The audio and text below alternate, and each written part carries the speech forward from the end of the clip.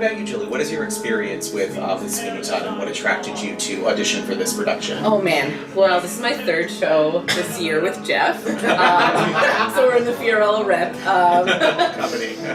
But I've always wanted to do Sweeney Todd, and I've only ever auditioned for it once because a lot of people don't do it. Companies are too scared of it. They're too scared of the budgets. They're too scared of finding the talent. So you don't get a whole lot of opportunities to audition for it. But I've always loved the role, and I actually did the first 20 minutes of stage time that I have in college. And it's so funny because the music is so incredibly hard, and I'm so happy I didn't have to learn that chunk because I already knew it, and it just felt like getting on a bike. Because that's what happens with Sondheim a lot of the time. You know, you sing something once, you master it, and then you can do it forever.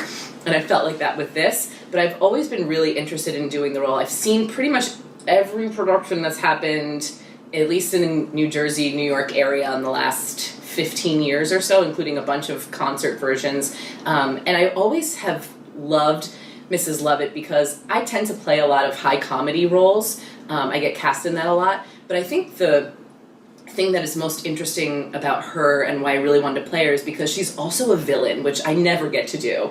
And that's really fun. And of course, you know, you don't play the comedy, you don't play the villain, you just play the honesty. And I think so many times that when you're doing a comedy piece, people just go for a joke. And I think there's so much humanity in this, and I think that's why it's funny. Because the stakes are so high and they do crazy things out because of that. And I just am a big believer that the only way that you can deliver comedy is through truth and through finding different honesty. And other than that, I'm not interested in it. So I'm like, oh, you're not funny. But so I think that this is a piece where, and a character where that marriage really exists. And it's been really hard and challenging to find what that truth is and do your own take on it, because these are very iconic characters and a lot of people are expecting to see certain things or a certain wig or a certain line reading that they know on the recording, but you have to find your own way. And I think that's been a real big challenge too, is what do I have to say with this character? What's my point of view? Right.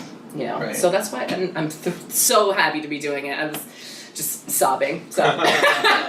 So what is your what's your background in theater, opera, theater, and I've been acting since I was 4. My mom will probably say like 1, but since I was like 3 or 4, I did acting classes all over the place, and I have been doing it and performing since then in all kinds of weird little shows and big shows. And I went to school in New York at Marymount Manhattan College for acting and musical theater, which was where I learned this piece, or at least those 20 minutes. And that was an incredible experience, being in New York, you know, really working on acting. That's what the root of the program was. And it's just been a lifesaver every step of the way, and great training. And so I was there for 10 years after I graduated college, and I never left. And I came back to New Jersey about 3 years ago, and now I teach acting pretty much full time. I teach voice lessons, and I do as much theater as I can. So well, we're happy now.